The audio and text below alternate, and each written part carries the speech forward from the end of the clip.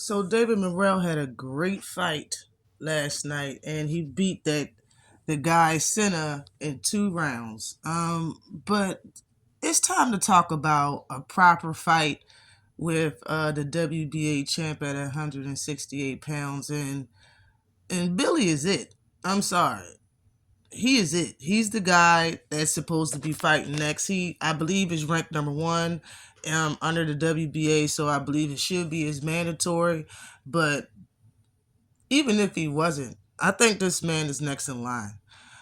David Morrell right now in the weight class itself is ranked number 9 in the weight class. Okay, you see Demetrius Andre, Caleb Plant, Sergey Devchenko. Billy is right there. He's ranked number 5. Okay, he's ranked number 5.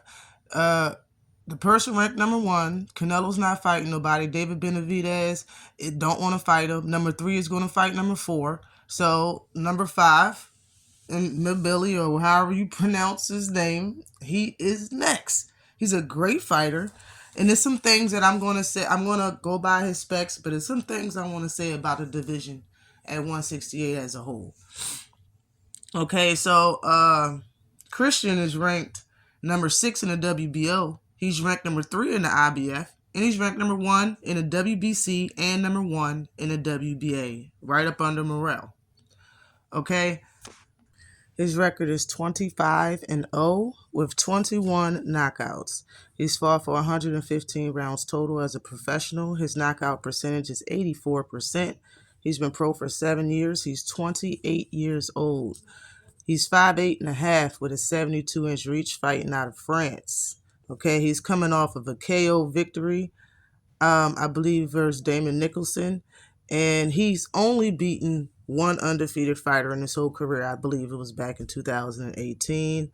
And his next fight is January 13th. So they could be the next fight, because David Morrell just fought. You know what I'm saying? So in a month, a little less than a month, Christian would be fighting. So this could be a fight that they could make very well next, for real. Since, he is in the ranking in all sanctioning bodies. He is in number 1 under the WBA, so why not? But I'm not really going to go over Morrell's specs, but Morrell has the WBA, and I believe Benavidez had the WBC and the smaller belts, and Canelo has all 4 titles at 168 pounds. So just saying some things about the weight class itself that some people probably didn't notice. As you know, Canelo's not in no rush to fight any good competition at 168 pounds. And it's good fighters under the WBC, but only 2 known names, in my opinion. And that's number 5, ranked Caleb Plant, and number 7, ranked Diego Pacheco. Now, Pacheco is a very good fighter, very good technical boxer and all. I like watching him fight. He's entertaining. His record is 20-0, and he has 17 knockouts, but hasn't had a proper step-up fight, and they're preparing him to, and they will have to prepare him to fight somebody like David Morrell. You know what I mean? I don't think he's really ready for that type of fight yet, but they're moving him along quite well, and they're doing a good job. And I would think, he would need more time before he fights Morrell. And then you have the Bully. He's ranked number 6. All right, his record is 13-1 with 10 KOs. You remember, he's the guy that gave Rosado KO'd in the 3rd round back in 2021. He's 5'9.5", and he's a southpaw. But I don't think that he will be much competition anyway. With against Morrell. Morrell a monster. I really don't think it's anybody that's going to beat him. But the man still needs fights. He only has 10 fights, so I'm trying to get him this. I'm trying to talk about this Christian fight because it's needed. You know what I mean? But another thing, fighters at 168 pounds under the WBA is still trying to pad their resume and get fights. People like to say, well, fighters like to say that he's not ready, he don't have enough fights, but he is a champion. He has something that none of them have. Besides, Benavidez has a little baby or secondary title just like you do, but that is it. You know what I'm saying? And the other fighters, under the WBC are ranked number one, Mbilli, with 25 fights. You have Eric, ranked number two, with 31 fights, but is not on Morrell's level at all. Okay, the guy ranked number two ain't on Morrell's level at all. In my opinion, the guy that ranked number one, Mbilli, like, bruh, somebody got to fight him. So it's got to be the one that's the best out of them all, right? You got the guy that's ranked number three, McCory, or whatever, however you pronounce his name. He has 18 fights, and he's from the UK, and that never fought in the States at all. You know what I'm saying? You got ranked number four, you got a man named Hernandez. He's 17-1 with 10 knockouts that never fought in the States at all. And then you have ranked number five, Caleb Plant. You got number six, the Bully, number seven, Pacheco, number eight, a man named Pablo, that has 17 fights and never fought outside of Argentina. You got number 9 that has 11 fights. Number 10, his next opponent, number 10, it was David Morrell's next opponent. He had 30 fights. The dude Senna that he just beat and knocked out in 2 rounds. You know what I'm saying? Like, and he was 28-2 with 22 KOs. My point is, I know Morrell only has 10 fights, but these fighters don't have a lot more fights than him. All of them got fights in the teens. It's only a couple of fighters with, high 20s or 30 some fights, and he just knocked one out in 2 rounds. And the guy that he fights, Senna, I'll say it again because I know a lot of people, I heard videos and nobody said what I said.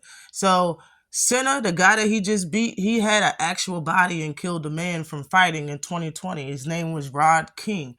He fought that man and beat him so bad he was in a coma, in and out. He went in a coma twice, and he was in the hospital for 13 months after fighting Senna and passed away. So the man Senna that he just dusted off ain't a joke. And I know people didn't know that, but check out Ash's Corner, all right? But anyways, but people need to stop talking about how little fights that he got, because these people that's in the ranking under his sanction fight, under the WBA that he holds the title for, they don't have fights either. They don't have that many fights. And you can't say that David Morrell is green compared to the people that's under him. You know what I'm saying? Like, he's ready for everybody. He's the one with the title. So a lot of fighters just make up excuses. Also, fighters at 168 pounds under the WBA either never fought in the United States of America or have padded resumes. Only 4 semi-competitive fights for Morrell is in the WBA. Period. There's only 4 semi-competitive fights for him under the WBA. Only one fighter outside of those 4 has over 20 fights. They look like, they look like Morrell. Morrell is not green, man. Like, it's not, compared to the rest of the people that he has to fight on paper. 10 fights. On paper, they look just as green as David Morrell. Notable fighters at 168 pounds are Jaime Maguire, Davichenko, Bubu Andres, Edgar Berlanga, and John Ryder. Who of them is going to beat David Morrell? Honestly, Maguire and John Ryder is about to fight each other. I love Davichenko. Davichenko always come to fight. He always make the fight entertaining. I would love for Morrell to fight Davichenko if he can't get the person that he's supposed to be fighting, it seems like, which would be Mbilli. Edgar Berlanga, bruh, he's not ready for nothing, it seems like.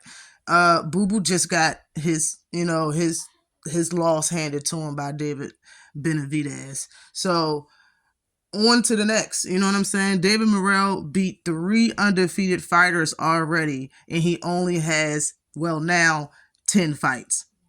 He had already beat him when he had 8 fights. You know what I'm saying? He had already beat 3 undefeated fighters. All right. His third fight was a 12-round unanimous decision win versus a 22-0 fighter. Okay?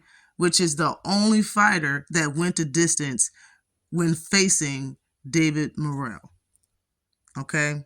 And this was for the WBA. He earned that title. It wasn't given to him. It wasn't a setup fight. He got cherry picked, and the cherry pick went wrong, and he straight up.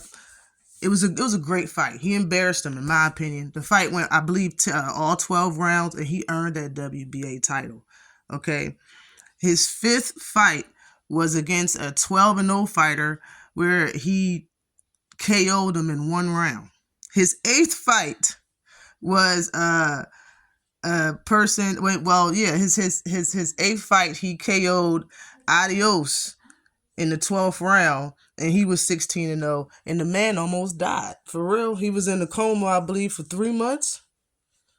Listen, man, I just wanted to say that stuff about 168 because it's a lot of fans acting like fans and fighters. You know how fans jump on the bandwagon of fighters and be like, yeah, he don't have enough fights, or yeah, he need to prove himself, or yeah, you need to do this and you need to do that. Man, in my opinion, if I'm wrong, it's only one other person. It's either people say David Morrell, like myself, David Morrell is the best at 168.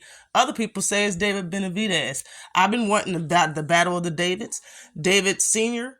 don't want the fight, it seems like. When they were called out, they said they wanted it a year after. Now they don't want it. They looking to fight the likes of Jamal Charlo, the likes of Menguia when he gets free. Like, that's who they looking to fight. They don't want to fight the other better person, the best person, in my opinion, at the weight class. I don't think that Morrell can be beat. I don't think David Benavidez can do what Morrell does. I don't think anybody can do what Morrell does. But if this man needs a fight, it's going to be whoever's ranked number 1 under him, and that is Mbilli.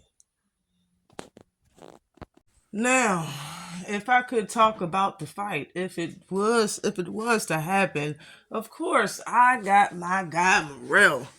One thing I've noticed about a few fighters, not just Morrell does this, even the last video I made about Kid Austin, the same thing with him. And you look at his record and pay attention to it, do a little digging with it, you can see what's going on. Morrell don't do exactly what Kid Austin does, but Kid Austin will get his rounds with people that don't have punch output. Not punch output. When the fighters that don't have a real hard punch, like got 40% or less, maybe 50 or less, he'll get working with them. But unlike his last opponent he fought, he had a very high knockout rate, and he didn't spend no time with him. He went in there and knocked him out in the first round. He don't play around with fighters that can really knock you out. Same thing with Morrell.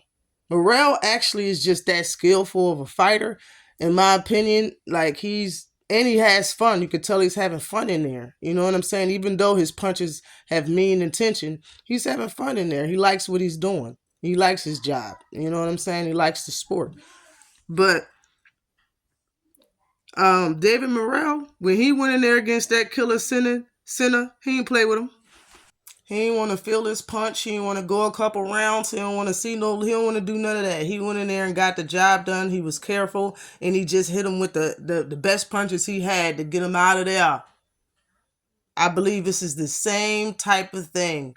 And Mbilli got the same problem Senna has, in my opinion. They punch a little wide.